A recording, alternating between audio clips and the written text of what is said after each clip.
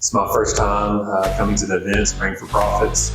It was extremely helpful. The last 2 days has been really eye-opening. I can honestly say that I've learned more in a day and a half than the previous 6 months in this industry. I came to this event. I've known Chad for a long time. I respect his knowledge, but I also respect the fact that he can bring up real-life stories that teach.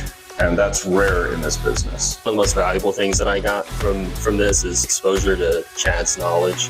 He's a walking wealth of experience. The class and the curriculum's really in-depth. Anything from someone brand new in the roofing industry to someone who's been doing it for an extended period of time is going to find some valuable information. Like that it was not necessarily manufacturer specific. The things that he's going through, the SOPs, I mean, these are things that take years for owners to learn, much less do most people ever put the time in to develop it. Be around people who know a lot more than me. I've gleaned so many great ideas. This is actually the second time I've been at Spraying for Profits. Just networking with other guys in the industry has been beneficial. Highly recommend it. I'm aware of so many more things now than I was before, and I'm grateful for that because I think that I would have made a lot of expensive mistakes that I can now avoid. A handful of different tactics on how to close more deals. It's very important, obviously, to sell jobs. That front end, those little advantages and tactics of how to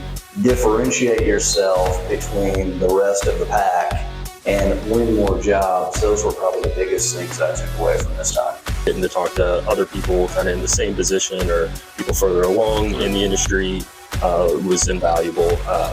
Commercial roofing is very difficult it can be difficult to kind of break into, but having people who are willing and open to chat and answer questions and share experience and bounce ideas off of each other, you can't put a price on that. Thumbs up, would recommend. If you are on the fence about coming to this, come to this. We'll be coming back with more team members at other events, so